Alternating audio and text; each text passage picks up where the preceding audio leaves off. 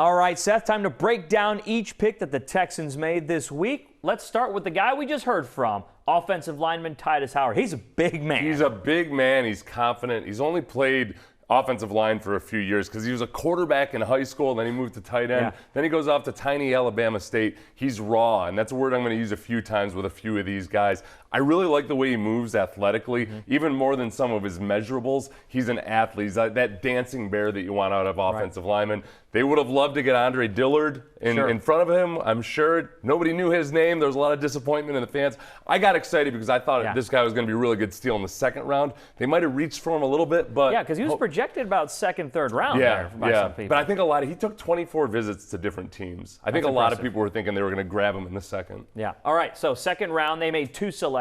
Lonnie Johnson, Jr. out of Kentucky. Max Sharping, the offensive lineman out of Northern Illinois. So you got an offensive lineman and a corner, two positions again that this team needed. Two positions again that you needed, and also big guys. This guy, he's 6'5", but he's a big 6'5". Lonnie is 6'1" and 7/8". That's the legitimate 6'2". They want to use those long arms of his, be able to play some more press man coverage. Okay, third round.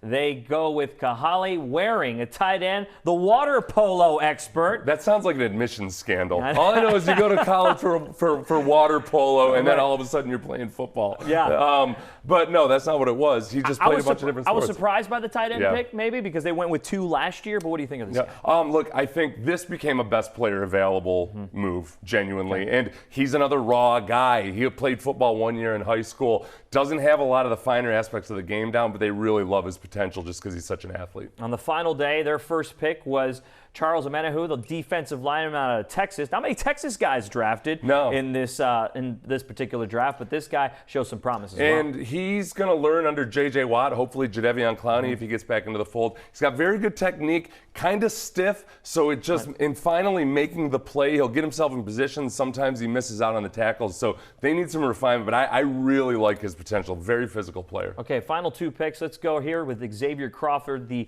defensive back out of Central Michigan. Xavier Crawford, guy's got a great opportunity. He's not a huge guy. He's not short, but he's kind of frail. Slender. He's not frail. He's slender. Or you have Kevin Johnson flashbacks.